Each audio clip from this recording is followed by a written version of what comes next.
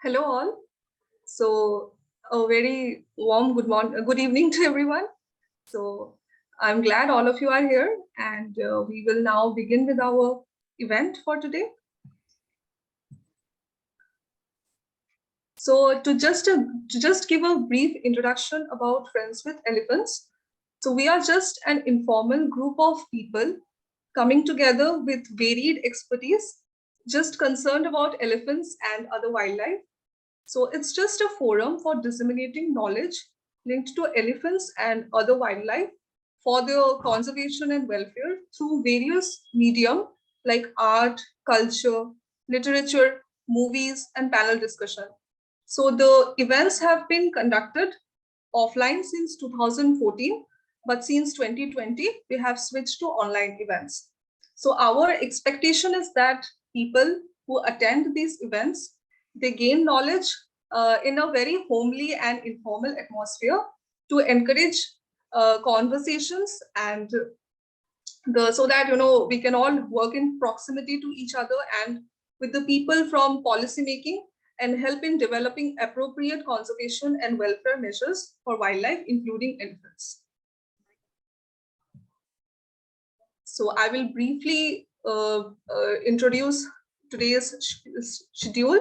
So the first talk will be given by Dr. Chase LaDue on the topic Unraveling Complexities of Musth in Asian Elephants, Connecting In-situ and Ex-situ Populations, which will be followed by a conversation on the topic Challenges of Managing Male Elephants in Captivity and the Lessons for Their Conservation in both wild and captivity between Dr. Rajnish Vandercone and Dr. Chase LaDue, which will be followed by a final Q&A session moderated by Mr. Sanjay Ajanikar.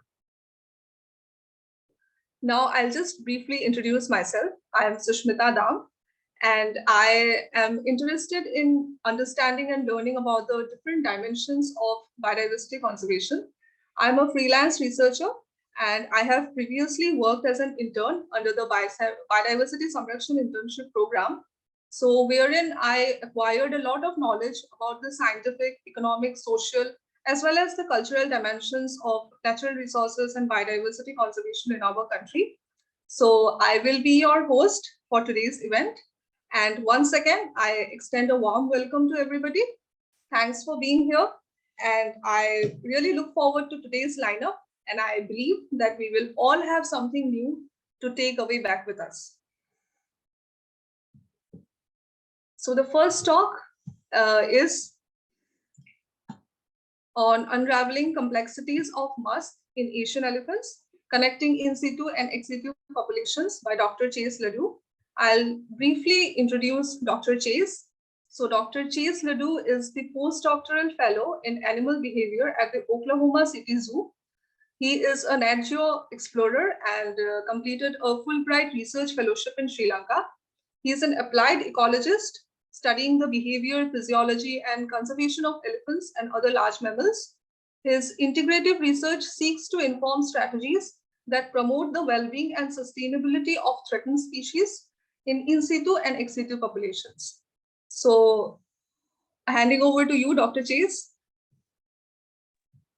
Perfect. Thanks so much, Sushmita. And thank you all for being here. It's early morning where I am in the US, but wherever you all are listening, I hope you're keeping well. I'll go ahead and share my screen with you all. In progress.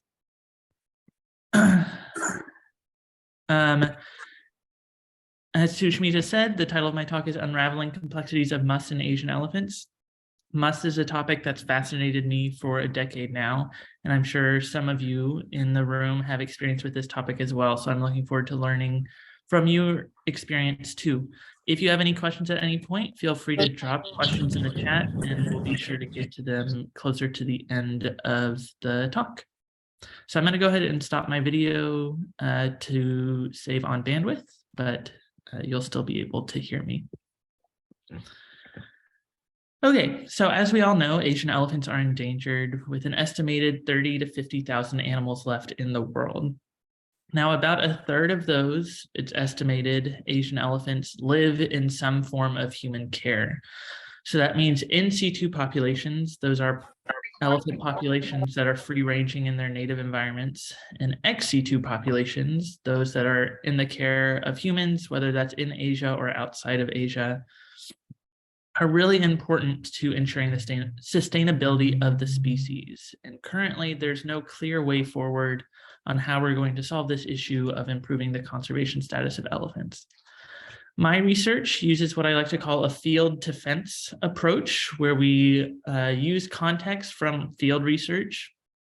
And my experience is conducting field research on elephants in Sri Lanka and comparing that to the results of studies we conduct in more controlled conditions of zoos and other similar situations. So that's where the fence part comes in. Now, as I said, about a third of Asian elephants are in some form of human care. And so that means they're a really important component moving forward to improving the sustainability of the species. That said, both the ex-situ component and the in-situ component, while they're complementary, they do face distinct challenges that I'll go through just right now, but I'm sure most of you are familiar with. The number one threat to all wildlife is habitat loss and degradation, and that is true with Asian elephants as well. Asian elephant populations are now highly fragmented across South and Southeast Asia. Now, as habitat loss and fragmentation ramps up, that also means that human-elephant conflict is more common. And human-elephant conflict occurs whenever humans and elephants come into the same resource and there's conflict about how to distribute those. Now, as I said, I work primarily in Sri Lanka, and human-elephant conflict is at an all-time high in Sri Lanka. Annually, it's estimated about 400 elephants and 100 humans die each year from the conflict. And of course, there are other non-lethal effects from this conflict too. Sri Lanka has anywhere between 4,000 and 7,000 elephants. So losing 400 elephants just from this conflict each year is obviously devastating to the population and is a huge conservation concern. Now, I'm talking from a North American perspective when I talk about the challenges facing captive elephants. The North American population we have currently is female biased. About 75% of the elephants we have in our care are females. Now, that said, that bias is due to historically we imported more females than males due to their attractability. However, now we don't rely on importations, and we rely primarily and almost entirely on captive breeding. So as we rely more and more on captive breeding and some of the older elephants in our population age out, that means we're going to have about a 1-to-1 sex ratio soon, with 50% female and 50% male. So there will soon be more male elephants than we've ever had in our zoos, at least here in North America. And that brings with it distinct challenges that we'll definitely talk about later, because male elephants require specialized care and management. And so it requires a lot of expertise. It requires the right environments to manage these males in, and that's a challenge perhaps we're not ready for. And of course, I'm bearing the lead a little bit here, but one of those challenges we have to better understand is musth. So to better understand musth, we should learn, or at least put in context, the natural social biology of these animals. So Asian elephants are polygynous. That means a single male will mate with as many females as possible. But the sexes live separately, to where females live in loosely related groups, and males travel between those groups looking for mating opportunities. Now, the way they signal to those females that they're capable breeders and they intend to breed with the females is through this signal called musth. And musth is a multimodal signal comprised of auditory, chemical, visual, and/or tactile signals. It's asynchronous among males, which means that males throughout the year will go into musth at different times. They're not all going into musth like a lot of other seasonally breeding mammals. And it's triggered by a surge in testosterone and other androgens. So that surge in testosterone causes a cascade of other physiological and behavioral changes, and that's sort of what forms the basis of the project I'm going to talk to you all about today. So we know that that testosterone surge is going to cause behavioral changes. However, beyond human-elephant interactions during musth, there hasn't really been a lot in Asian elephants described about the behavioral changes that occur. And it also hasn't been described how other hormonal changes may be varied during the sexual state of musth. Now, even though musth has been known about since ancient times, you can look in texts thousands of years old where people talk about this crazed period of musth where their elephants started disobeying commands. Since those ancient times, field research has focused on describing musth and the African savanna elephant. African savanna elephants live in very different environments than Asian elephants, so we can't simply transfer our knowledge of musth and African elephants to Asian elephants because these species have been separated by millions of years of evolution, so it's not necessarily appropriate. At the same time, in these sort of anecdotes we've learned about musth and captive Asian elephants, it's often been described as this stereotyped state happening the same in every male over and over across his lifespan. And if you talk to anyone who has worked with male elephants, you know that's not true. And so we also need to learn about the factors that are driving a lot of the variation that we see in musth. And that's where this project comes in. The goal of this project was to characterize the behavioral and physiological variation during musth in this endangered species using, as I described earlier, a field defense approach. So we sampled elephants at our field site in Sri Lanka, giving us sort of a natural context with which we can understand musth. And then we conducted a very similar study on elephants housed in zoos across North America. This gives us a more controlled condition. We know everything about the elephants in zoos, whereas we only get snapshots of the lives of elephants in Sri Lanka. And so by having both these components, the natural context by which musth evolved and the more controlled conditions where we understand more about the lives of these elephants, we really get a better, more holistic picture. And so this project was a pretty big undertaking. Today, I'm only going to share some of the results, but I'm happy to talk about others after I'm done sharing my slides. So if you think about, I'll talk about behavior first. If you think about behavior is really the first line defense that animals have to respond to changes in their environments. Oftentimes, behavioral changes can occur much quicker than, say, a physiological change in response to any sort of physiological, social, or environmental pressure. And so it should be expected that as musth elephants are transitioning in and out of musth, they're going to also use behavior as a response to these changes. And so this diagram just shows a non-musth elephant all the way on the left. These elephants think about that they're not interested necessarily in seeking breeding opportunities. They're going to focus on preparing for musth. You can think about it like that. During early musth, they're going to start seeking out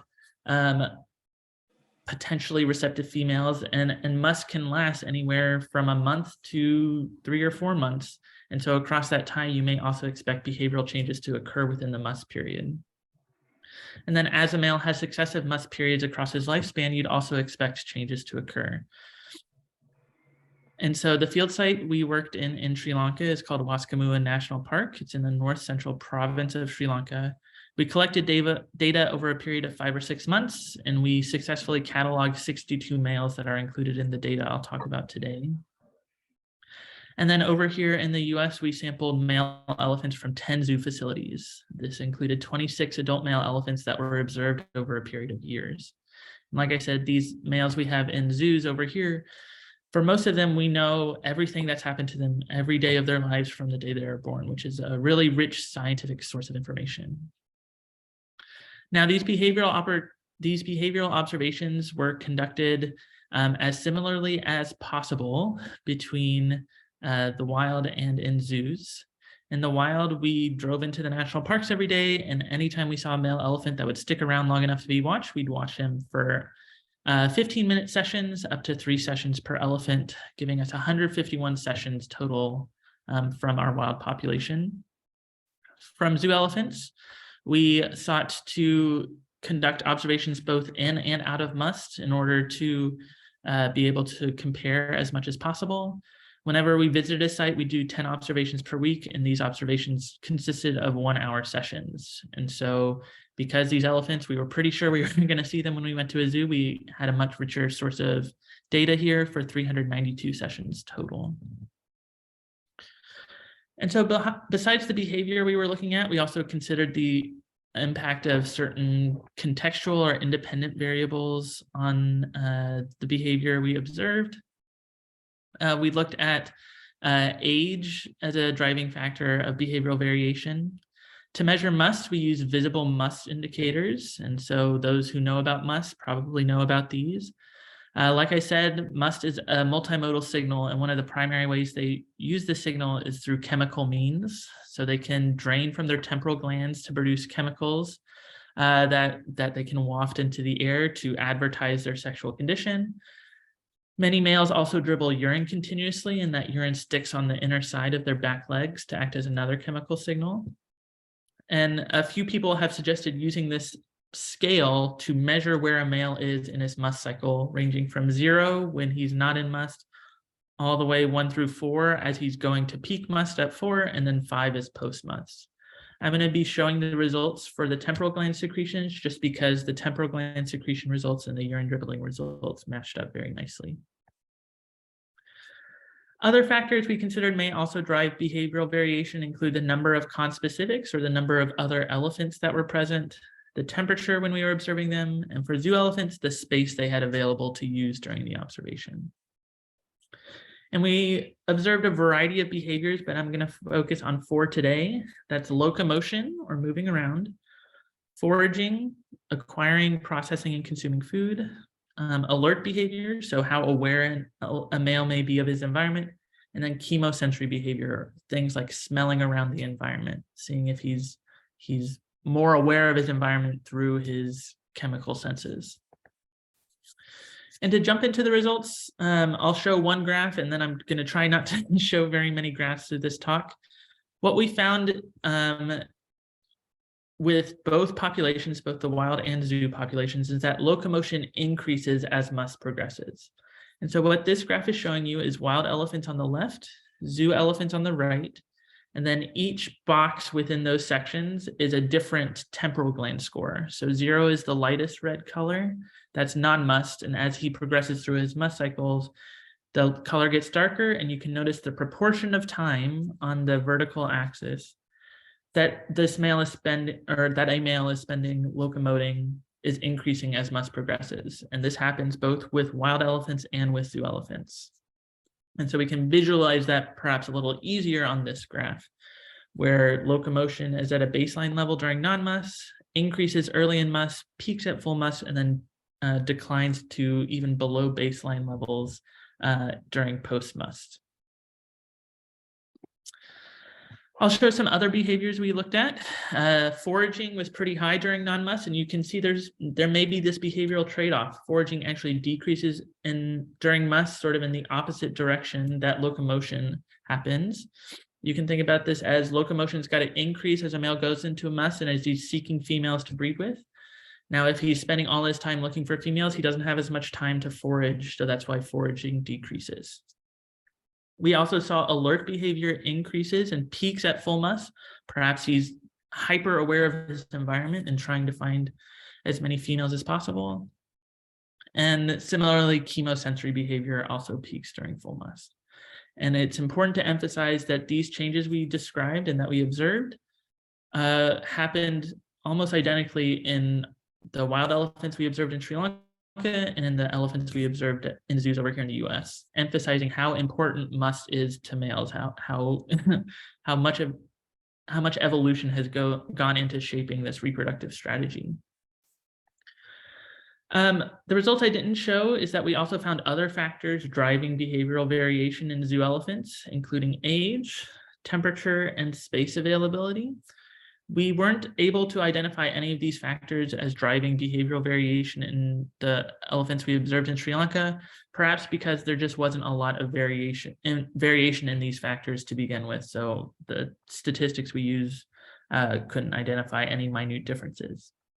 That said, it would be very interesting to know if these changes also hold true of elephants elsewhere outside of Sri Lanka across Asian range states.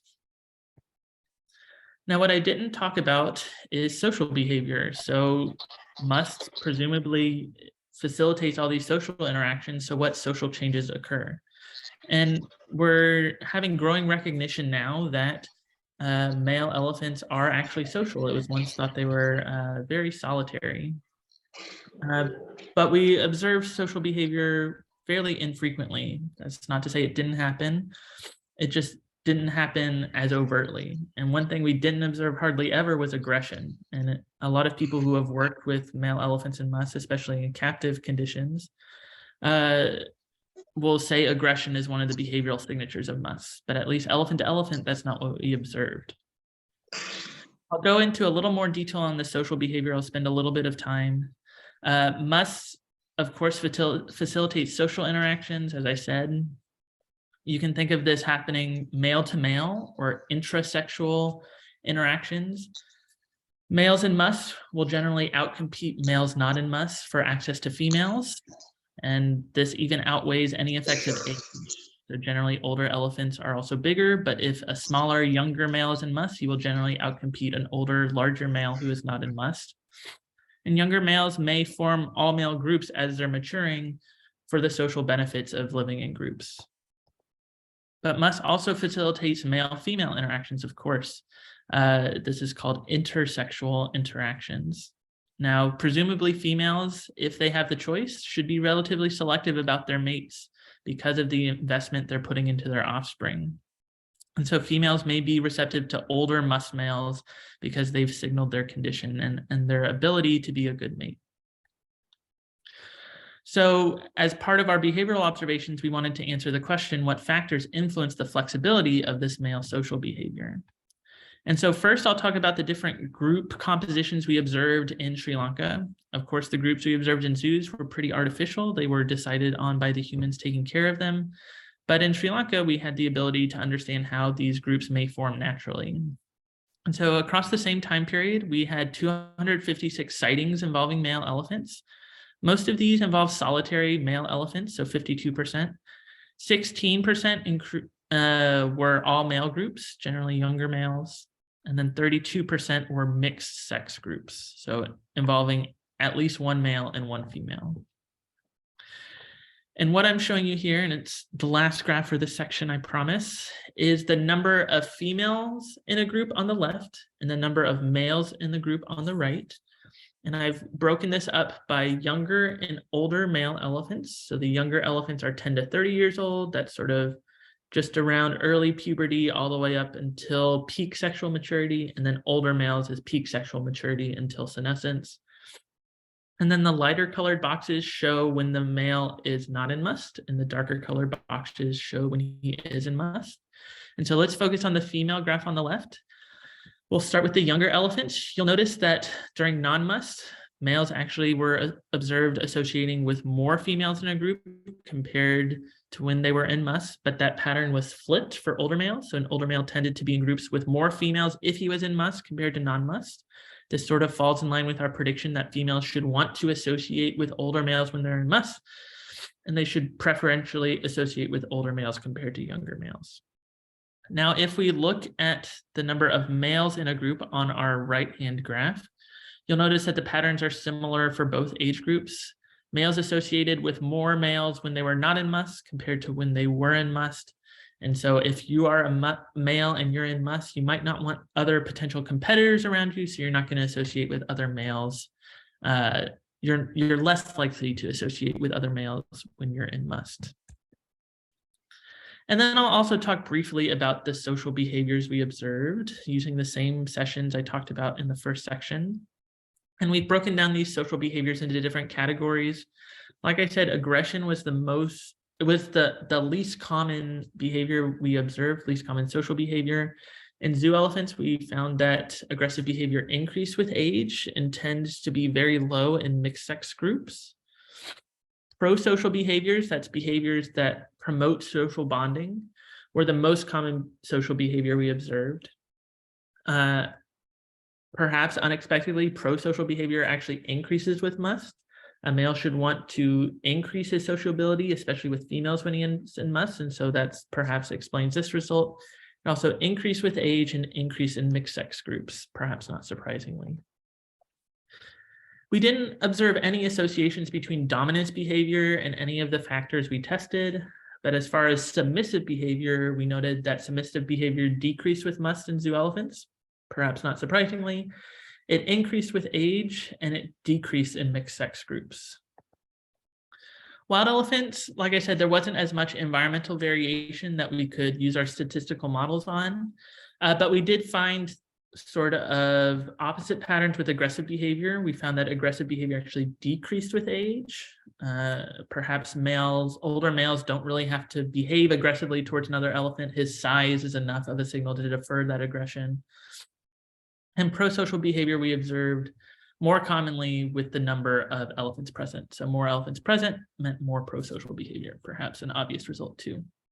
So this just goes to show that male elephants do exhibit complexity in their social behavior, even outside musths. And this is one of the areas of research we're really interested in pursuing, both back in Sri Lanka and then also at zoo elephants here, because there's a lot going on here, we think. There's a lot of subtlety to the social behavior that perhaps our sampling method didn't hone in on, and so we're interested in understanding how that happens. We also found that a variety of factors influence that social behavior and group formation, the factors listed on the screen, but there are perhaps other factors we haven't thought of that also influence this. As I said, aggression between conspecifics was rare. I'm not saying that male elephants in musth can't be aggressive, especially towards people that are around them, whether they're in the wild or in zoos, but at least elephants to elephants, aggression was relatively rare and pro-social behavior was common. So perhaps we need to adjust our definition of musth, or at least the behavioral definition of musth, to account for this. Okay, so we've talked about behavioral variation that may occur around musths, and let's dive deeper into what's happening in these males and talk about physiology, more specifically hormonal dynamics. And I am far from the first person to study hormones in musth, but what our project wanted to get at was some of the factors that drive some of the hormonal variation besides just musth. And I'm going to focus mostly on the zoo elephants because we were able to collect samples for hormone analysis much easier in the zoo elephants, but we have just published a paper on some of the wild elephant hormone dynamics from this project. In zoos, hormone monitoring is used ubiquitously, at least here in the US, to manage our elephants. We use it to increase our ability to reproduce these elephants in a sustainable way. We use it to gauge veterinary decisions, whether or not an elephant is in normal ranges or needs treatment. And then we can also use it to gauge welfare or well-being of our elephants. There are different biomarkers that people are interested in using now, and then also that are in development to better understand the internal state of an elephant and how that may affect its welfare. But of course, there are also hormonal changes that we're interested in for males and musths. And if we're trying to use an animal-centered approach to manage these elephants, perhaps we need to better understand this musth physiology too. I've already told you about one hormone that changes during musth, that's testosterone, but testosterone is just one of the androgens that we may expect to change during musth. It increases during musth to promote male reproduction, but there are also sexual characteristics that depend on testosterone for their development. Another group of hormones called the glucocorticoids, also known as the stress hormones, are involved in the physiological stress response, and they help regulate energy availability. The glucocorticoid I'll be talking about today is corticosterone. And then another class of hormones called the thyroid hormones produced by the thyroid gland. In other species and other vertebrates has been shown to aid in transitions between metabolically active and inactive states, also transition between sexually active and sexually inactive states. And so these thyroid hormones may also be expected to change. Now, the problem in approaching a male elephant that could be aggressive towards humans during musth is how do we obtain enough samples to analyze hormones? And luckily, endocrinology has developed, the field of endocrinology has developed these techniques that we can measure a lot of these hormones non-invasively. So once those hormones are secreted into the blood, they're broken down fairly quickly into what we call hormone metabolites.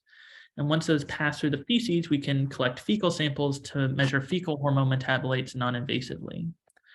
And so the hormone metabolites I'll be talking about today are fecal androgen metabolites, or FAMs, think testosterone here.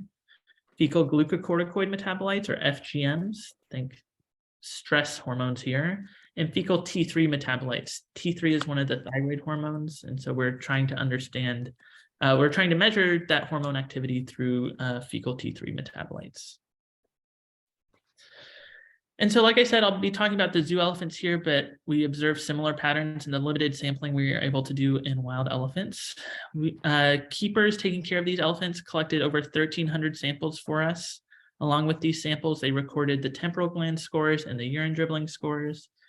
To measure whether or not social partners had an effect on these hormones, they also told us how much time these elephants spent with other males and females, and the time leading up to when the sample was collected.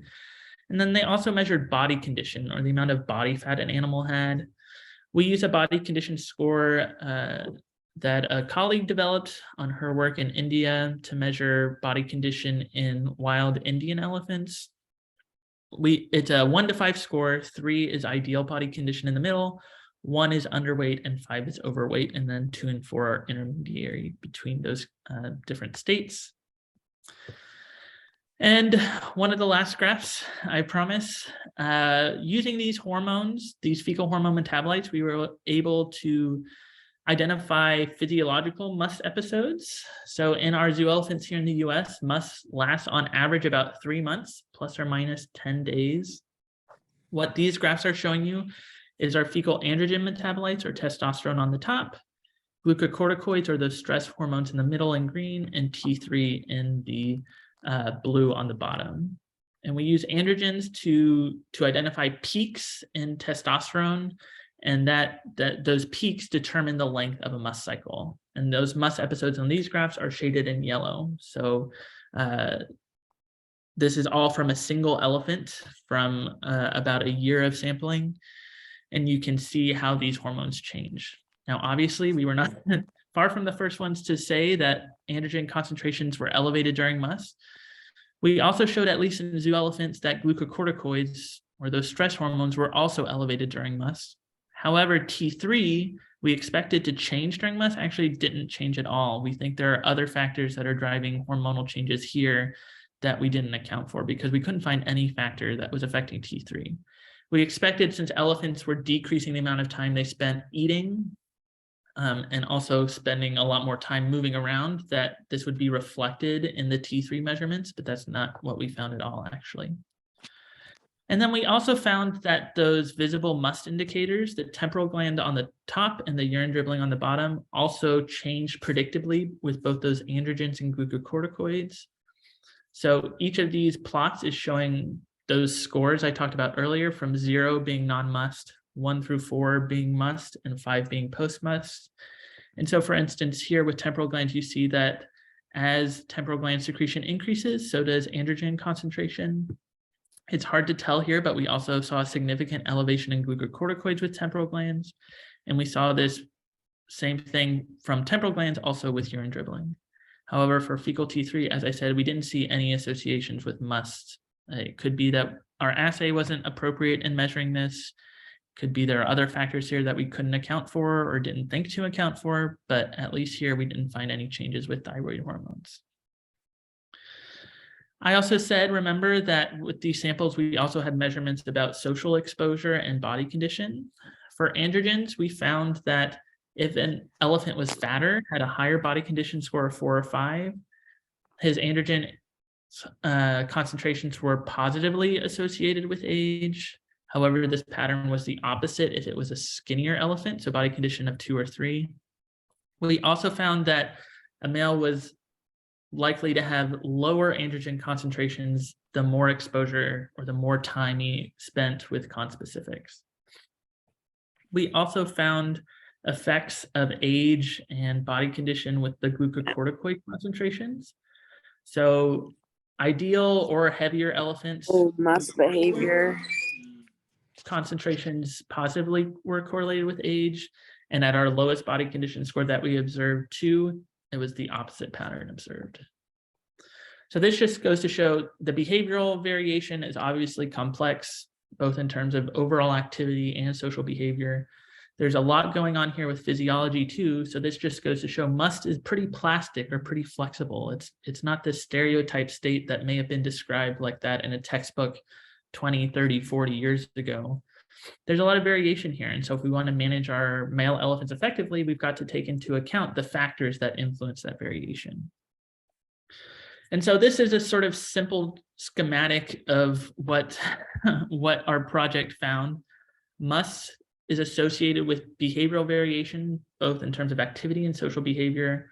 Hormonal variation also drives variation in musth and then also in behavioral activity, but there are tons of other areas to explore.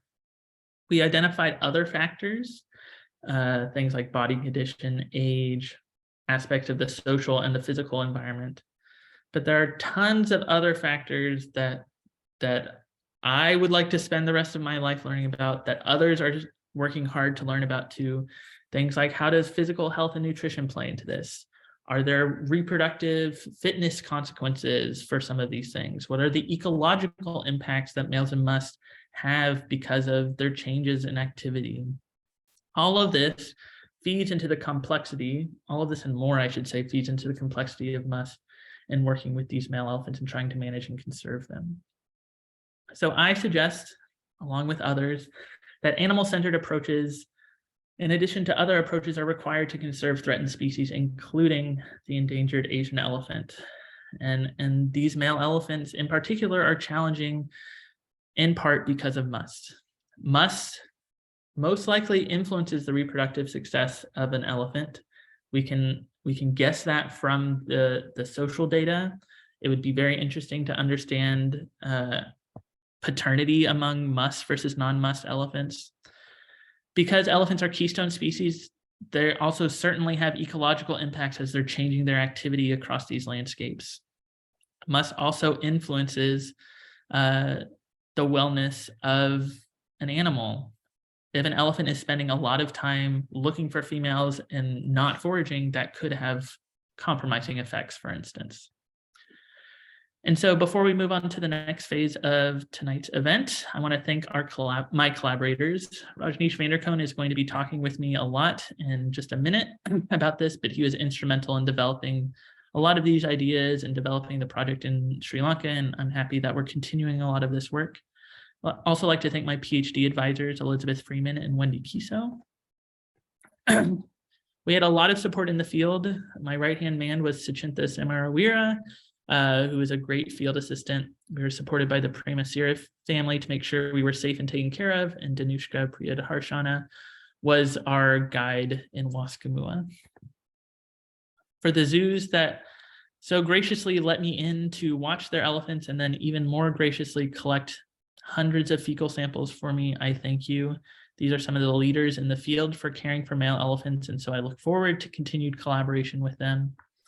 And then, of course, our funding sources, especially the International Elephant Foundation, Fulbright Foundation, National Geographic, Asian Elephant Support, Elephant Managers Association, the Oklahoma City Zoo, before I even started working for them, and the St. Louis Zoo, really put a lot of faith into this project, and I'm so thankful for the support they gave. So with that, I think we're ready to move on to our next phase, but thank you all. If you have any questions outside of this talk, here's my email, my website. I'm happy to talk about musth any time of the day, so please get in touch. Thanks.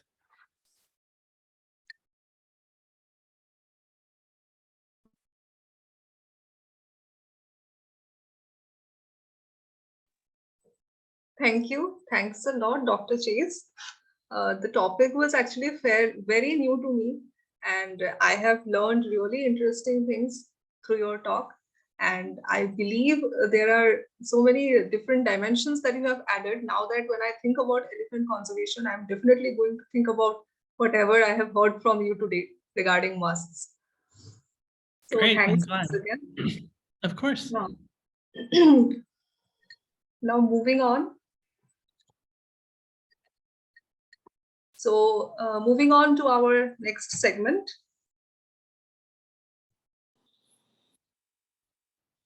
Which is a conversation between Dr. Rajnish Vandercone and Dr. Chase on the topic challenges of managing male elephants in captivity and the lessons for their conservation in both wild and captivity. So I would like to introduce Dr. Rajnish. Dr. Rajnish Vandercone is a senior lecturer attached to the Department of Biological Sciences of the Faculty of Applied Sciences in Rajarata, University of Sri Lanka. He is also the co-director of the Kaluriapo Puno Primate Research and Conservation Program. His research focuses on the ecology and behavior of primates and mammals, with special emphasis on the mechanisms of coexistence and traits that make some species more resilient to anthropogenic habitat change than others. So over to you, Dr. Chase and Dr. Rajnish. Hi, good evening to all of you, and thanks for having us this evening. Chase, nice talk. Let's get this conversation moving. Leave alone musth, but managing elephants like a mammal like an elephant, like in captivity, is challenging, like even without like musth coming into play. Chase, like you were involved in going and interacting with this with several zoos, and I'm sure you had the opportunity of interacting with handlers. Would you like to comment on the challenges that zoos face, especially when managing elephants in captivity, and also and how this and especially how musth sort of complicates this management? Sure. So I'd say we're undergoing a transformation in zoos here in the US because of what we now know about how complex males were. Historically, maybe 30 or 40 years ago, a zoo might have had a male elephant. Most zoos did not have a male elephant. And if they had a male elephant, he was pretty much sequestered alone, except when it was time to breed, sort of more or less ignored. Certainly basic levels of care were provided, but it was really underappreciated how complex these males were. But now from field studies before ours, we understood how social, how complex these males were. And just due to their nature and size, they can be dangerous to work around. And so you have to be creative about how to take care of these elephants. In the US, it was fairly common 30 or 40 years ago to walk in with your elephants when they were females, so you could provide direct hands-on care. Very few males were ever managed that way just because of how dangerous they were. And so people had to get creative. And now in the US, we manage most of our elephants in a hands-off fashion that is behind a barrier to increase safety. But that's also means the innovation and creativity into handling these elephants is more common, which has helped a lot. In terms of musths, I think our study is helping, along with other studies, is helping to reveal the importance of musth. It's not just this impediment anymore. People are understanding the physiological and behavioral motivations of males and how those change during musth. I'm really inspired by a lot of facilities that have the well-being of their elephants in mind during musth, and they email me all the time asking how they can take care of their elephants better during musth. Musth is really challenging because we rely on food a lot to encourage our elephants to perform certain behaviors so we can take care of them better. But during musth, males are often not interested in eating. They're interested in breeding and they're dribbling urine continuously. They're really smelly. They're hard to take care of. They can be impulsive or aggressive towards people. And so we're sort of in the midst of this male elephant care revolution, I guess you could call it, to understand how we can care for these elephants better. So do you, use strategies like, you sort of use things like bullpens to manage musth males like in the US? Or? Yeah, historically, that's the way it was done. A facility that was built would have a smaller yard that's where the male lived, and was time for the females to breed. The female would be led into the yard, they would breed, and then they'd be separated until it was time for the next female to breed. Now, though, I think facilities are more willing to put in their males, at least during non-musth periods, with their females. I mean, Rajnish, we've observed elephants in Sri Lanka. It's very common to see females, calves, all surrounding these musth males. Yeah. They're not inherently dangerous, but zoos, maybe rightfully so, were a little cautious about putting in this large, potentially aggressive musth male with their females for fear of the safety of all the elephants involved. But now I think zoos are realizing from field studies that the evolutionary or ecological motivations of these musth elephants is not to beat up potential mates or other females that could respond negatively to those sort of interactions. Do you think that our sort of this perception that musth is like a period that where sort of a male is like extremely aggressive is largely because of the sort of behaviors that could be sort of precipitated as a result of their sort of management conditions during periods of musth?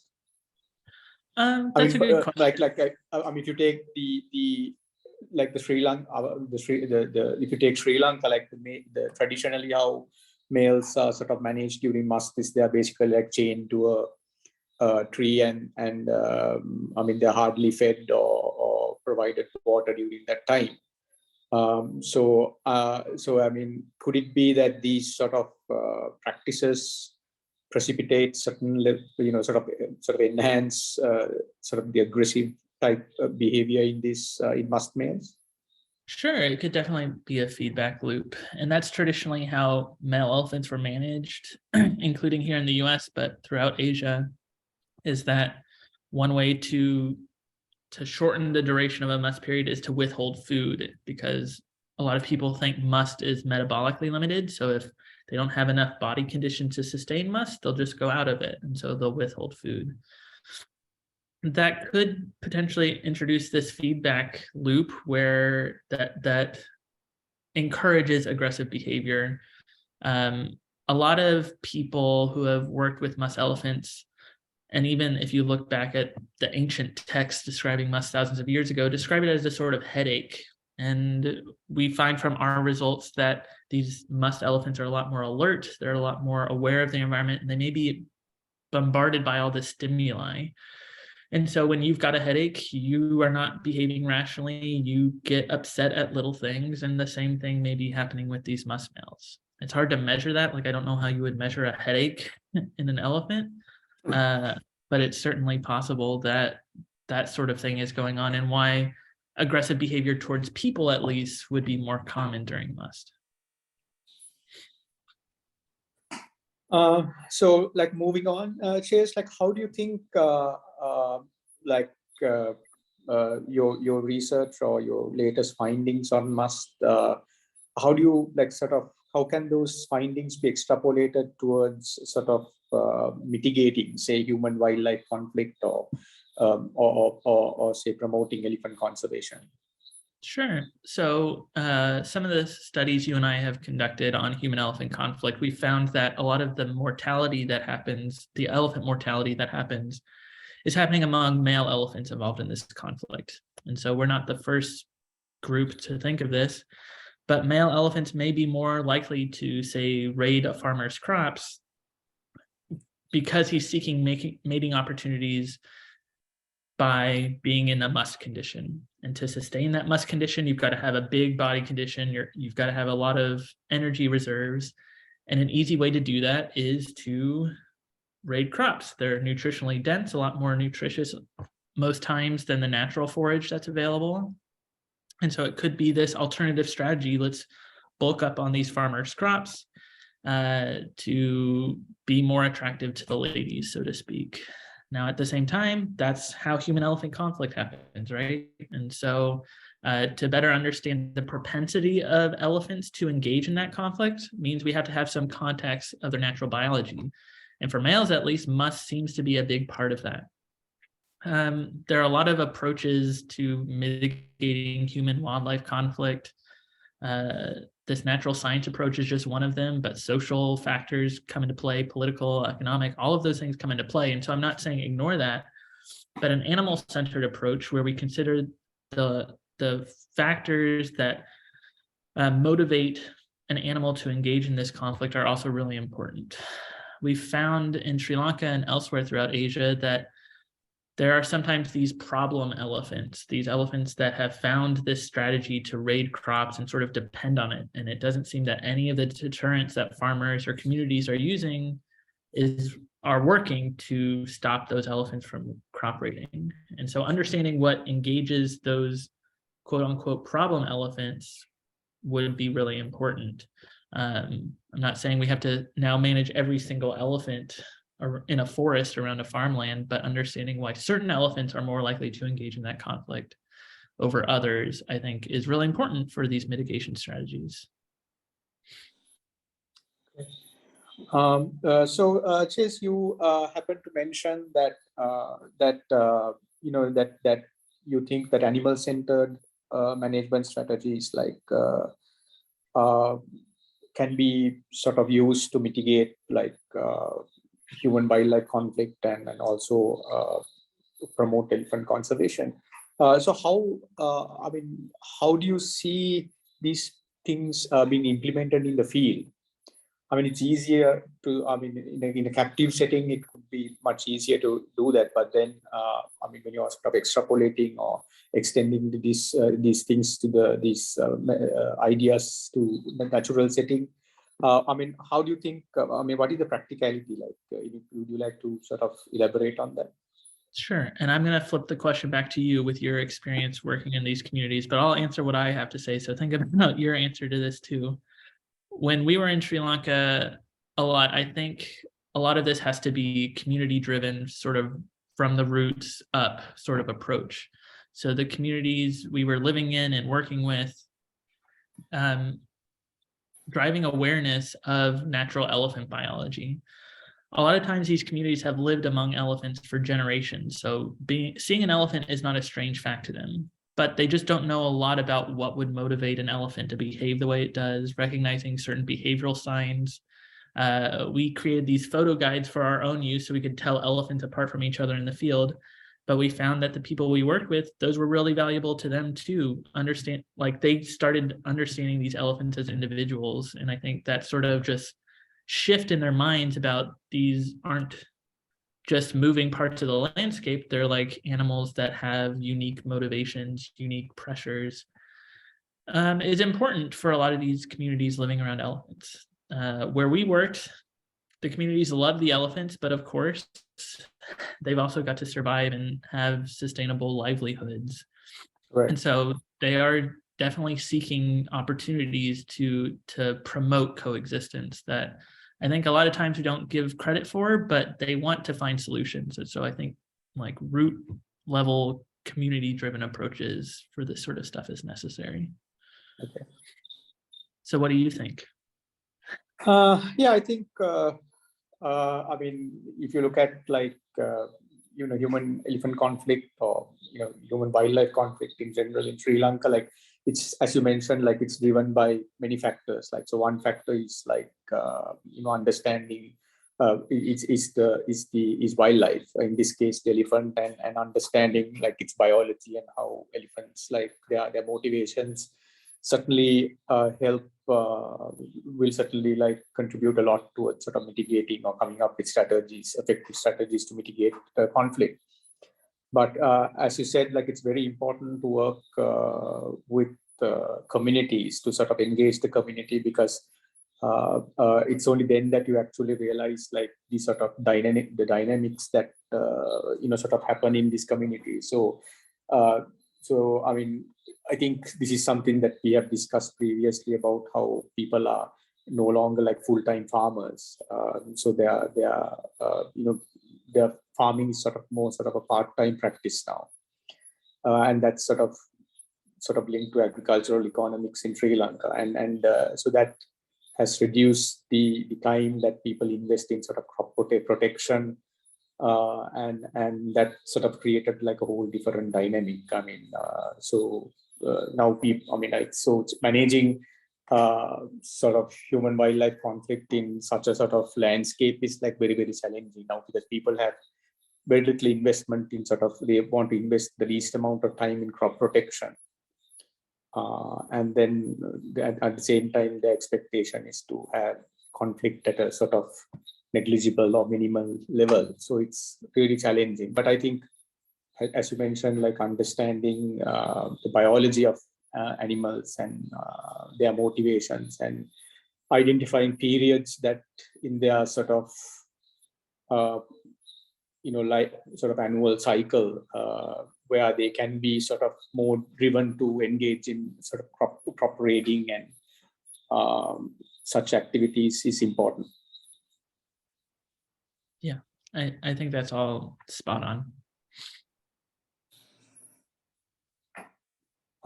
So do you like, so how do you, I mean, when you take out the project that we have been sort of running since about 2018, and now we are at a point where we want to sort of continue on, and I mean, do you have any particular areas that you would like to sort of explore in the future, like in terms of mate selection or association between males and sort of group dynamics? Yeah, definitely. As I said, I think the behavioral assays we use to measure social behavior provided a good overview, but I think a much more detailed approach to understanding how elephants are forming groups, if they have any choice in the groups they're selecting, then also sort of fine scale interactions that maybe are more difficult to observe just as you're sitting in a vehicle watching elephants. I think that's really important. I think there's a lot of subtlety and nuance that we may have missed the last time we were in the field. Okay. The other thing that is sort of my pie in the sky, like if I had all the resources in the world, is it'd be really interesting to understand sort of the fitness consequences of a lot of this. So in Africa, in a few field sites, they've been able to measure that males in Musth sire more offspring than males not in Musth. But due to the difficulties of following these elephants in Sri Lanka and elsewhere in Asia, no one's been able to quantify that yet. And so I would really like, we've done a pretty good job of understanding a lot of the proximate or like mechanistic underpinnings of a lot of this, but sort of the ultimate reason that a lot of this occurs is still, at least for Asian elephants, sort of a mystery. And so that's something I'd like to definitely dive into in the future.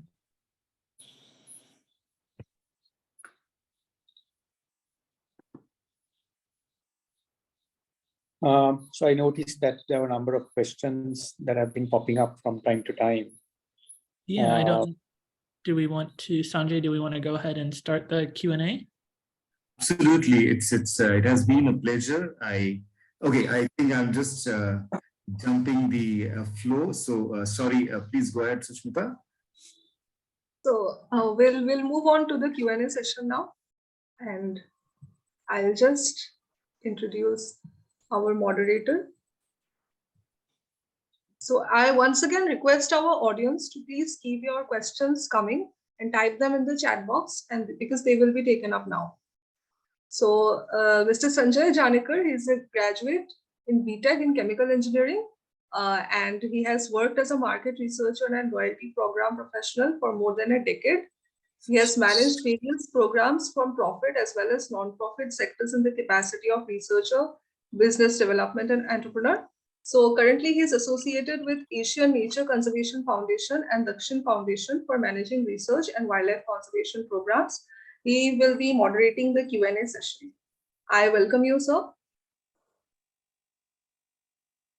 So much, Sushmita, and thank you so much, Dr. Chase and Dr. Rajnish, to have me here, and I would put it other way around that instead, Friends of Elephant having this opportunity, I would say it's really great for me and Sushmita to understand this topic in more greater detail. And I could see from fifth minute we started the questions pouring in. So I'm very excited to take this session forward, and it also makes my life much easier. So I got a little bit of time to segregate the questions. So I'm basically putting into 4 segments. So very generic questions, technical questions, management questions, and there are some questions that Friends of Elephant have put together. So I'll go with a very generic question, although your entire presentation, Dr. Chase, was about Musth. But I would still request, because Mr. Aditya has asked this, that how do you define Musth? And instead I answer, I still want you to answer that. And I would really request to both of you, because I think it's really important, because our audience comprises of all walks of life. You know, they would be students, they would be people who are related to conservation, not necessarily related to conservation. They could be engineers, they could be doctors, or they could be, you know, a journalist, anybody for that matter. So I would really request, because it is really interesting to know from somebody who has spent a good amount of their number of years studying the topic. So please, over to you. Yeah, of course. So Musth, starting off, when I tell someone who's never heard of it before, is completely unique to elephants. So there's no other mammal we know of that goes through a period of heightened sexual activity like this. If you're interested, the closest thing I've found is sort of male reproduction in sperm whales, which was a distantly related group of animals, but go through something similar. So at its most core, Musth is just a heightened sexual state. It's primarily a physiological state, so it's hard to quantify unless you're looking at biological samples, like collecting a blood sample or collecting a fecal sample like we did. But it's defined physiologically by a rise in testosterone, and a sharp rise. And it can be anywhere from 3 times as high to 10 and sometimes even 100 times as high, a big spike in testosterone.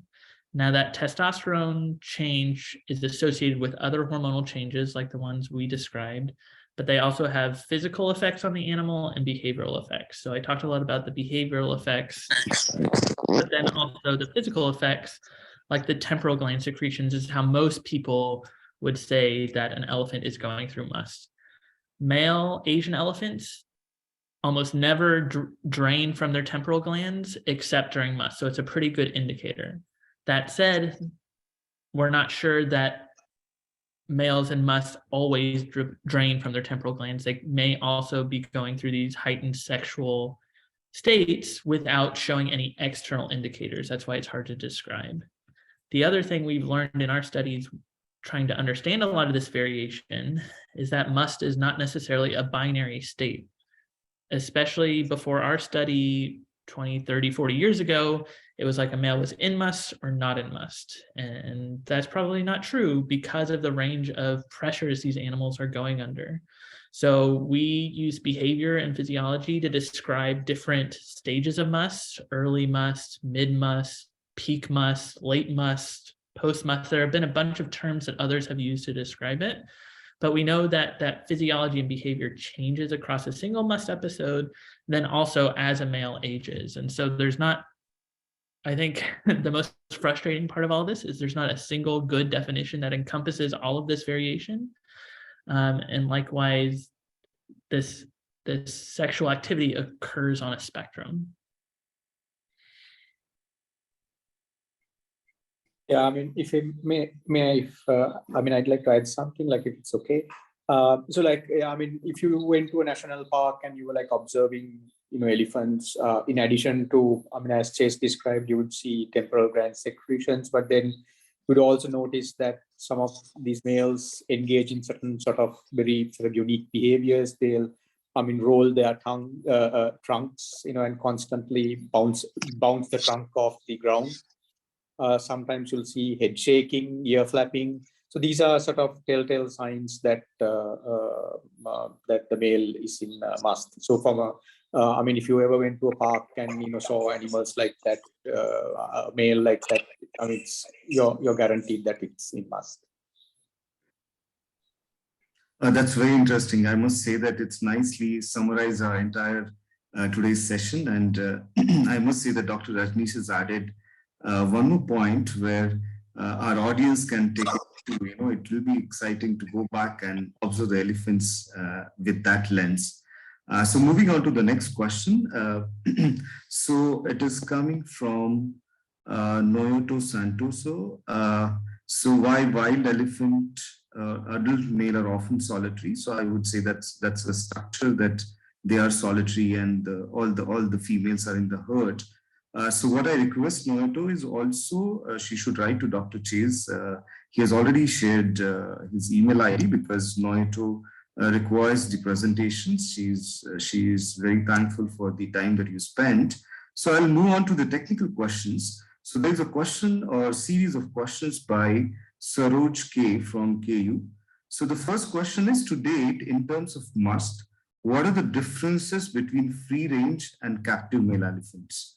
So I think that has been covered during the session by and large. Moving on to the next, Mr. Saroj also shared that from my team and himself found in 2010 that during the first 2-3 weeks before getting into full musth, the bulls showed high in LH level, which may trigger the quality of semen. Have you ever used thermographic camera during non-musth to full musth on the bull skins? So I think I'm combining two questions. So would you like to take these, Dr. Chase? Sure. So I'll start with the first question about semen quality, which would be great to measure. So it'd be almost impossible to measure in wild elephants, but because of captive elephants, including in Asia and over here in the US, we may be able to get to that question. So far, no one's been able to directly link the testosterone surge during musth to semen quality, but in other species like deer, other herbivores, we know that similar things occur. The problem with it is because males dribble urine a lot during musth, any semen sample we could collect to analyze would be tainted by the urine and just ruined. However, there's been some developments in semen collection that we're working with the team now to better understand these changes. So that result will stay tuned, but I'm glad you found the surge in LH, which for those who don't know is luteinizing hormone, which helps a lot with semen quality. Your second question about using thermographic cameras on non-musth to full musth, we have not done, but that would be a good idea. They have been used in elephants outside of our study by zoos who are interested in well-being. So you can actually use skin temperatures to measure the internal state of an animal pretty easily without having to collect a blood sample or a fecal sample. And so it's possible that those internal changes that have been described during musth would be represented in that thermography. So that's a good idea to explore. That's wonderful. Anything you would like to add, Dr. Rajnish, or shall I move to the next question? Next question. Yeah. All right, yeah. So the next question is, any update of using Zona pellucida vaccine in order to control musth? It's another good question, and that's going into reproductive biology that maybe I'm not qualified to answer. I will say that there have been other vaccines used here in the US years ago, and still a few zoos have had to use a GnRH antagonist, basically blocking the hormonal pathway to release testosterone to suppress musth, and that's been successful. I haven't heard of using Zona pellucida to suppress musth in sort of zoo-managed elephants. They've used it some in African elephants, to my understanding, free-ranging African elephants to sort of manage their populations. But at least here in the US that I'm aware of, they haven't. The other thing I'd like to emphasize is we sort of demonstrated how evolutionarily selected musth has been. And so there may be some ethical or well-being concerns to suppressing musth. Of course, every case is individual, and sometimes musth can have effects that could be compromising to welfare. But at least from like an evolutionary perspective, musth evolved for a reason. And so to take that away from an animal's life is sort of to take away that part of its evolutionary history. So those decisions, while of course managing safety and well-being are of concern, I'd say this is also deserving of attention too. Absolutely, absolutely. So the next question, if I may take, so that's come from Mrs. Suman C. So musth in elephants have a distinct smell that can be identified uniquely. So that's a question. Is it a distinct and can it be identified uniquely? If yes, how does the musth profile any similarity? Does the smell relate to commonly known fragrance or smell? So I think he or she wants to understand how do you, is it unique? And if it is, then how do you identify to any common smells? Yeah, I don't know if I could compare it to anything else. It's a very pungent odor, and you can definitely, like, when I pull into work at the zoo, I can smell down the hill from the elephant barn whether an elephant is in musth. So it's very pungent. And the chemical composition of those odors does change. We know that there was a very good scientist who is unfortunately no longer with us, Bets Rasmussen, who her whole second half of her career was dedicated to understanding elephant odors.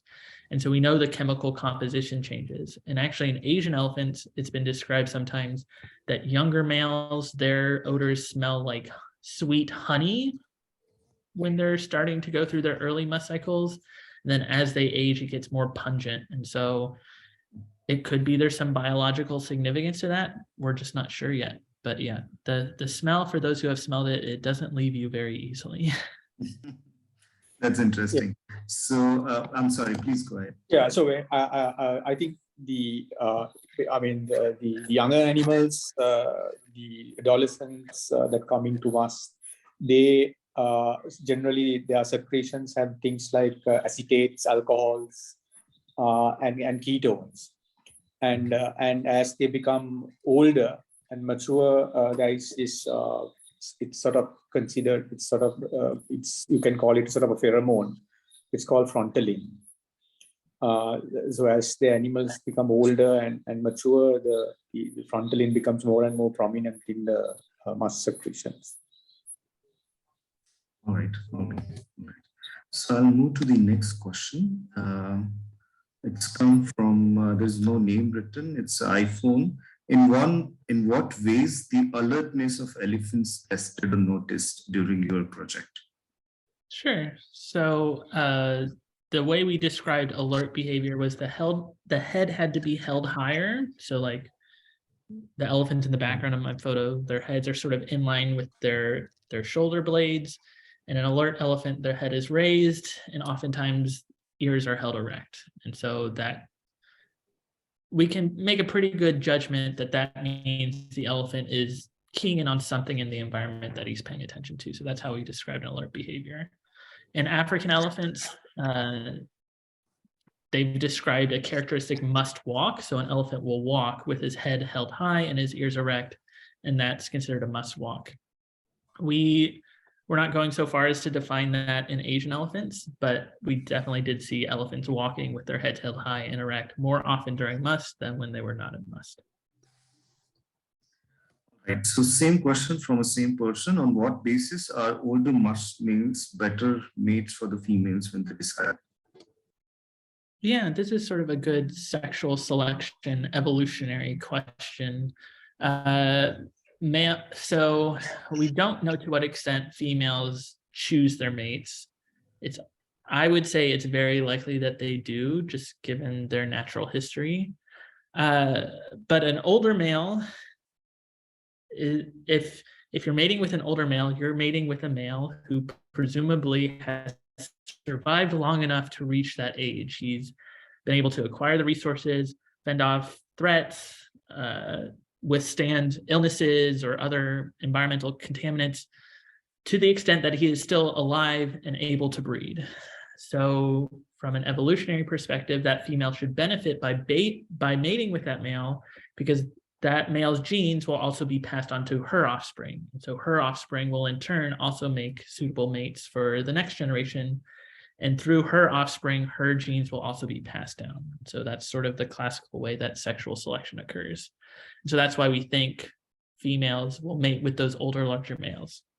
The question then, and the thing that really interests me is then why do younger males in musth seem to be more attractive partners than older males when they're not in musth? It could be that musth is sort of the ultimate test. If you can exhibit musth and withstand all the pressures that go along with that, you are like the sexiest mate possible.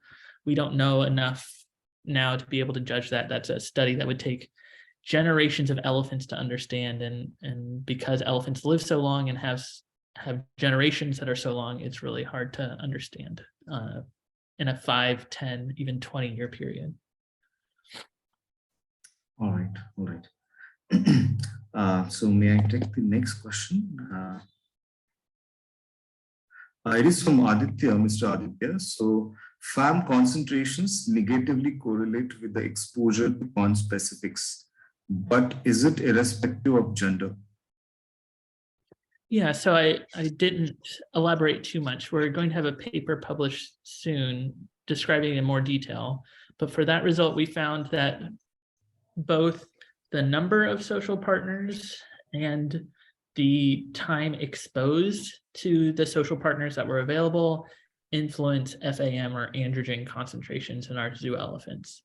So I can't remember the result for that exactly. It is in the paper, so I would refer you to that.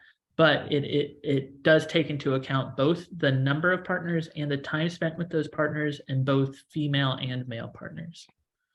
So there seems to be some social aspect to musth that up until this point has been very underappreciated. A lot of facilities that have multiple males have noticed that maybe one male in musth will suppress the other male from going into musth. Not sure how often that would happen in nature, because these males are, when they're in musth, are spending most of their time separate from one another. But at least in zoos, it seems like sometimes that happens. Right. That's interesting to know. Yeah. So I would take the next question. So please elaborate on intrasexual interaction during musth. It's by Shraddha Rathod. Yeah, intrasexual interaction just means interactions between members of the same sex. So for our project, that meant male-to-male interactions. Like I said, aggression was very rarely observed in our project, at least. I think a lot of people are used to the nature documentaries and seeing wild African elephant bulls and musth sort of charging one another. And I'm not saying that doesn't happen in Asian elephants, but there's a big cost associated with aggression. Even the winner of that aggressive interaction is going to incur some cost. And so it benefits the elephants to not escalate to aggression. At least theoretically it does. And so that's one of the reasons we think we didn't observe those aggressive interactions very much, especially male to male, but then also male to female. All right. So Nandakishore, Mr. Nandakishore asked this, and it's already answered. Is there change in food habits observed during musth compared to non-musth? So it's already answered during the session. So I'll take a couple of management questions, and it is from Prayag Siddhaling. Okay, so this I would direct to Dr. Rajnish, because it is more to do with the so Dr. Rajnish, the question is how to control musth in captive elephants, especially procession. So the first question could be, do we need to control musth? And then if the another question is how to control it in captive elephants, especially if that elephant is participating in procession. Yeah, so that's a sort of an issue that we face. Like in the case of captive elephants, yes, I mean you need to in certain contexts, like manage musth. Like now, if they are as discussed earlier, there are like sort of veterinary interventions that can be sort of carried out to reduce the period that animals are in musth. And traditionally these animals are sort of the amount of feed that is withheld So as we discussed earlier, musth is sort of metabolically very sort of demand. So by withholding feed, you can reduce, you can shorten the period of musth. And more recently, I think we are discovering that having sort of less restrictive management practices like sort of chaining and having them sort of roam sort of in enclosures in sort of bull pens reduces the time that animals are in musth. So yeah, so if you are having captive elephants, that is something that you really need to worry about managing, especially if you are like using these animals in various cultural pageants and processions and things like that. But in the wild, of course, there is no necessity to actually manage musth for obvious reasons, because it's sort of a natural cycle, and there is no need to sort of manage it. But in captivity, yes, it is a issue that managers need to consider when having elephants in captivity. Right. So just to take it forward, the same question was Shraddha Rathod. She already asked this, and you partly answered. She worked with the forest department, and she's often come with a situation where semi-wild elephants are being treated or handled by mahouts, and they go through this. So my next leading question is, how does that influence on elephant biologically when the food is controlled during the musth condition?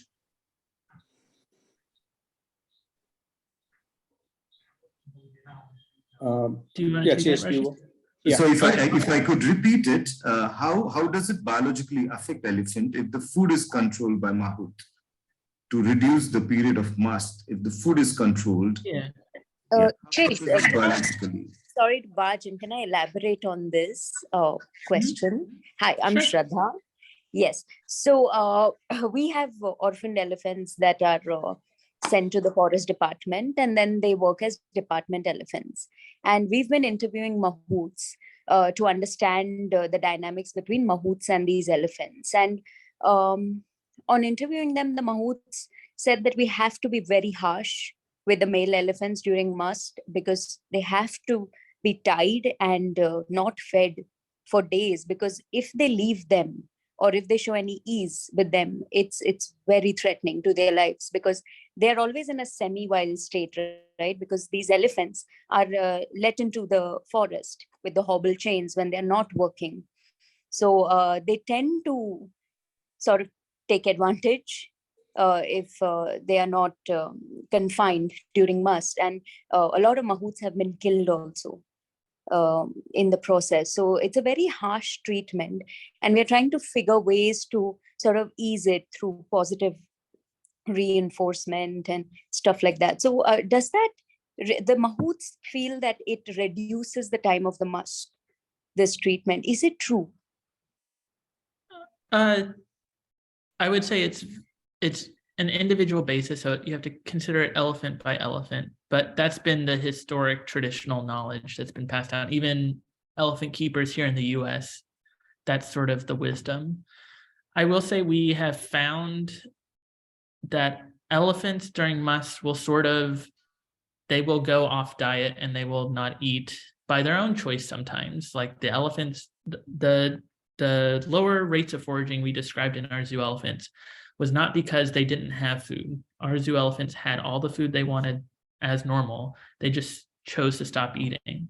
So I would say withholding food will not necessarily stop musth from happening or shorten the duration. We have found also in our zoo elephants here that there's sort of this Goldilocks zone to where musth is really good when you've got a body condition of about 3 or 4. If you've got a lower body condition than that, you're not going to go into musth for as long. If you've got a really high body condition, like your elephant is obese, they will not stay into musth as long, because fat reserves can negatively impact testosterone production and secretion. So there is this like Goldilocks zone that seems to take place. You've got to be of this ideal body condition, a really fit elephant. At the same time, there are other factors that also influence testosterone secretion. as Rajnish and I were discussing a bit ago after the talk, could also be this negative feedback to harsher conditions, whether you're chained up, you're deprived of food and water, that could also increase aggression. So it's sort of a catch-22. It's like, yes, an elephant has to sustain body condition in order to sustain musth, but at the same time, there are other factors that influence aggression besides just musth.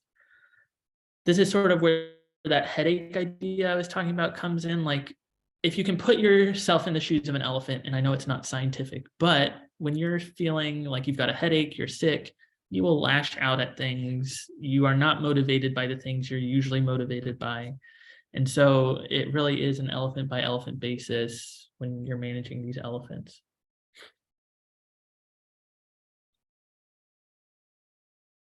Did you have anything else, Rajnish?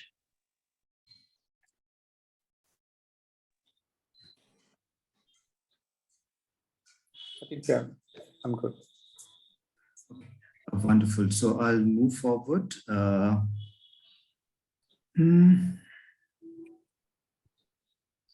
Okay, wonderful. So I think we are done with the questions. There are some general questions I would ask the audience to maybe get in touch with us, and we'll take those questions because those are not related to our discussion today. So we Friends of Elephant team has put together a small set of questions. So the first is, and we have briefly touched, you both have briefly touched upon this issue when you're talking at the fag end of your session about the human-elephant conflict. So I would say we talked about the different stages of musth. It's early musth and at the stage of tapering down or in between. And we also talked about the crop reading, or a different way of showing that changes in hormones, right? So if I say the hypothesis is let's say the male who is older, who is in musth and who is involved in crop reading, and a similar time there are females who are ovulating, and there is a huge distance. Okay, would that stage of musth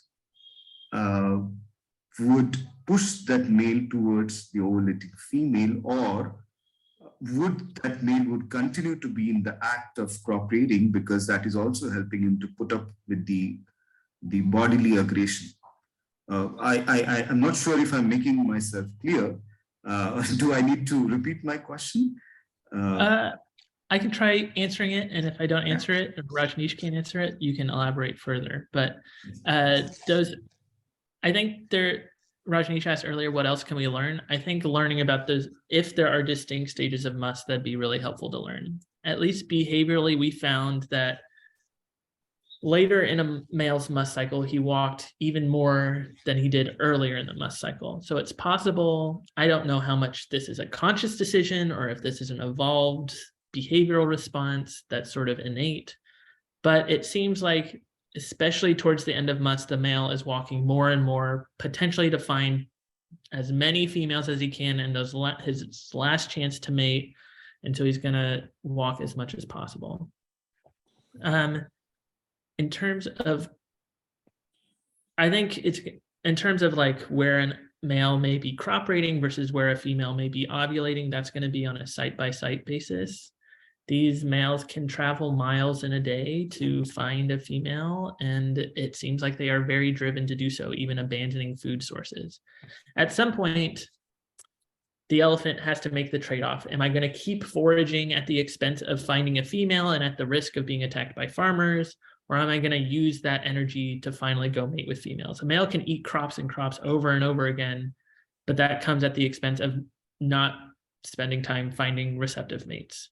And so that's the sort of trade-off that exists behaviorally that a male has to face during this period.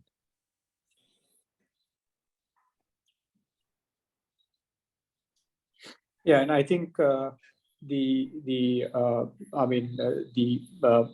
the behavior that you observe in the males could be also a result of sort of the social organization that you see in elephants in Sri Lanka. Like I mean, you might be familiar with, national parks like Min area, which, at certain time of the year, they attract like massive like herds of elephants. But if you really look at like elephant groups, I mean, the groups tend to be very, very small. So they are like usually, about 8 to 10 like females. And when you have such small dispersed groups, it's advantageous for a male to be able to sort of, travel as much as possible during musth in search of these groups. So I suppose like this is, it's sort of as Chase pointed out, I don't know whether it's sort of a conscious thing or whether it's sort of driven by other factors, but certainly, being able to, this habit of, or the propensity to move or travel during musth certainly is linked to mating opportunities. Right. Very interesting. So, I'm sorry. And also, like when we talk about crop damage, it doesn't necessarily mean that the elephants are eating what they damage. I mean, it could be that they're traveling through some area and in the process, like causing like damage to whatever they are encountering. So I think human-elephant conflict is both. I mean, you need to, it's much broader than just like, foraging on crops. Absolutely. I would really reckon with that, because many times it has been found that the trees are uprooted and not a single leaf has been foraged upon. So absolutely. So the next question, if I would move to, have you observed in wild as well as in captive conditions any kind of treatment or medicines or chemicals that would have an effect on the elephant who is in musth or who vis-a-vis a non-musth? I have not even thought about that, to be honest. That's a good question. No, I'm not aware of any. Rajnish, can you think of any plants? In plants, is it? Plant chemicals? Yeah. Or? If I may repeat my question. So, have you come across a situation where any medicine or any chemicals which have effect on elephant who are in musth vis-a-vis non-musth? Are you referring to chemicals in use by farmers or something like that? Or... It could be chemicals, let's say biochemicals or chemicals, as you said, farmers like a pesticide, or the chemicals in the medicines, if I have to put it that way? Not that I know of, but I think earlier I did mention about the pheromone frontaline, right? There have been some studies that have been done, like I think there's a paper by Beth Rasmussen, which looked at like the response of different males to frontaline. And it appears that like the males that are in musth are indifferent to it, but then I think adolescent males were actually like sort of repelled by it. So I think it has sort of some kind of a effect on adolescents. But apart from that, like I haven't come across any chemicals that are in use. All right. Yeah, I would say maybe if there's a high concentration of endocrine disruptors that, I mean, we've talked about things that act like estrogens that may block testosterone from binding to certain things, like perhaps, but I would think those are in such low concentration, they wouldn't have a measurable effect yet. Right. So I go to a specific situation now, since I am in one of the northeastern states in India, and we are here to deploy a radio collar on a couple of elephants. And this is a question definitely to a veterinary doctor that I would be asking, but since we are at this forum, I'm taking an opportunity to ask this question. So there are multiple target elephants that we have. One of those to be identified in musth. So that makes it more challenging. So the first question is that supposed to be a good target elephant to be collared? That is definitely a question that I would be asking a veterinarian. Apart from that, if that's so, would that immobilization drug that we would be using, would that vary in terms of its concentration? Because the animal is in musth, the elephant is in musth. Yeah, I would leave the concentration up to the veterinarian. I would say we know that musth elephants are they're changing, their physiological stress response is different during musth than during non-musth. So they're in a physiologically stressful state, we think. And so the stress associated with darting to put on a collar may also then be another added stressor that would be detrimental to the elephant. I know at least in Africa, they tend to avoid darting a male when he's in musth just because of that. But at the same time, it's very interesting to see how a male moves around his environment when he's in musth versus non-musth.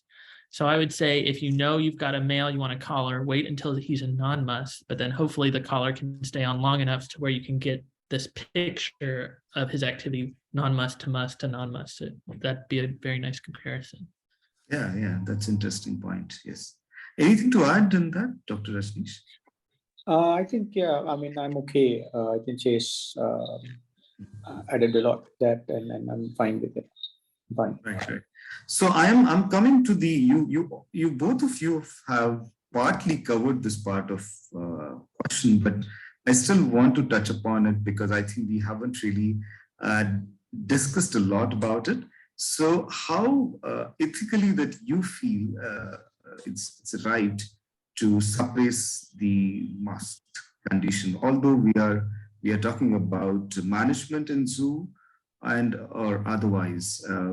What are your thoughts? I know it's a little debatable, but yeah, it's certainly debatable. And at least from a zoo perspective, we manage our elephants in ways that we're trying to promote sustainability and also well-being. I would say more and more we're focusing on the well-being, but sustainability is still a driving factor. And sometimes you do something for the well-being of the elephant at the expense of sustainability, but oftentimes we're now not making those compromises for well-being. I would also say that our work has shown that there are tons of other factors that contribute to musth and other reproductive activity that we had never considered or had never accounted for, or maybe we still don't account for. And so there are certainly unintended consequences we have. My thought is that, especially for the elephants in human care, these are environments that are not like what are in nature. As much as we can provide animals the opportunity to express natural behaviors and natural physiological responses, I think that we should strive to be able to provide those opportunities. At the same time, if being in musth is so damaging to the animal, it compromises the safety of the animal or the people caring for it, that also should take into account. For instance, elephants in zoos here receive diets that are so nutritious that some male elephants stay into musth for 6 or 7 months at a time, lengths that we don't think happens in nature. And it actually has problems on their skin. If they urinate for 6 or 7 months straight, it's damaging to the skin, and you have to make a welfare decision. Do we do something to suppress musth in this male so that his skin can recover and is not literally sloughing off his body? And so that's why I encourage facilities to not suppress musth just because they don't want to deal with it. But then there are also these cases of individual elephants where we have to make those decisions like that. Absolutely well put. Yes. So one last question. So when we talk about the musth period and the interaction with female or males, does that have any correlation? So more interaction with the males and females, would that have any correlation with the duration of the musth? Yeah, certainly. At least in zoos, we're finding associations between not only the number of females a male is around, but also the amount of time he gets to spend with those females. And at least with females, it seems like on average, the more females around him, especially if they're ovulating, that could lengthen a musth period. Presumably in the wild, a male's musth would not be lengthened just because there's a female ovulating nearby, because he's only spending a day or two with that female. He's not around that female long enough in close enough proximity for that to happen. But in zoos, these elephants are in much more confined quarters to the fact that they're exposed to these signals from each other much longer. And so that may have physiological effects that are byproducts of this evolved response that we would never see in nature, but are interesting to study in places like zoos. So yeah, I think a lot of the social factors we really haven't accounted for yet, but I think there's a lot of stuff going on. Right. So I'm not stopping, and I'm again asking another question. So I'm gonna put together two things. So so there is a hypothesis which says that before as well as after mating, that male forms a certain bondage or certain equation with the female, and the male is always around the herd in the wild situation. And I came across an anecdote, where I am, where it has been found that the male is literally uprooting 4 or 5 banana trees, which are almost like, huge in the size, and taking them back to the herd where the female is. I'm so sorry, my battery is low. Just allow me a second.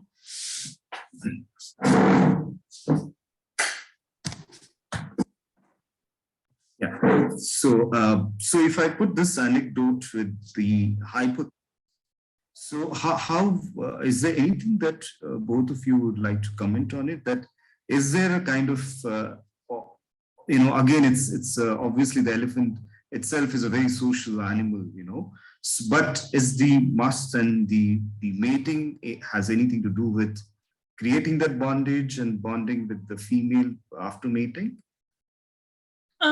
That's an interesting anecdote. I had never heard of something like that happening with musth. Musth definitely is a signal to females, and females seem to be much more receptive to a male if he's in musth. So in that sense, that social bond, even if it's a temporary bond, seems to be facilitated by musth.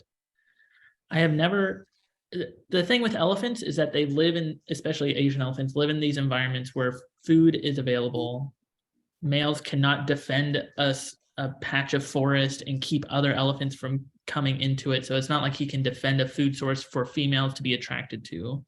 And so males have this problem of having, if he wants to mate with a female, he's sort of got to stick next to her. There are other species, and I don't know if this happens in primates, Rajnish, you would know better than me, where there are sort of these nuptial gifts where a male will find some resource attractive to a female and present it as a way to like show how good of a mate he can be. Maybe in these places, I don't know if these banana trees were naturally growing. I assume they were grown on a farm. Maybe around these farms, males can gather a resource and present it to a female as a sort of nuptial gift to get her to stay around longer. But we don't think this is common. I had not heard of it before. This is anecdote, so I would like to quote that. Yeah.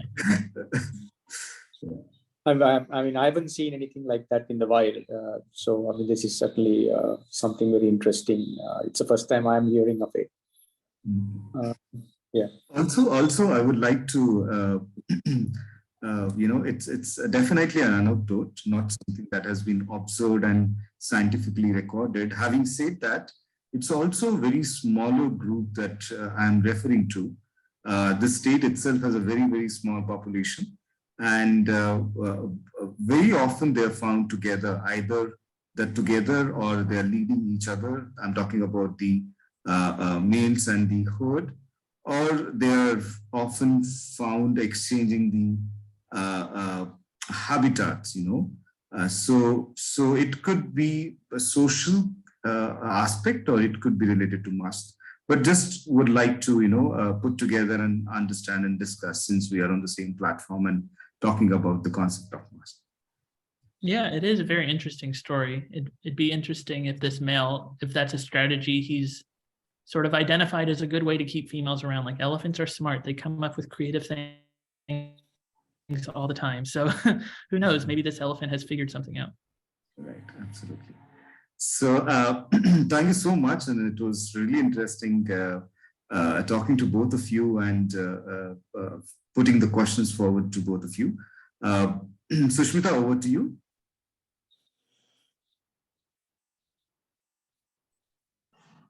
So thank you. Thank you, Dr. Chase, Dr. Rajnish, Sanjay sir. It was definitely, for me personally, it was a very new insight that I got to learn about elephants, and also the different conservation and management strategies that need to be devised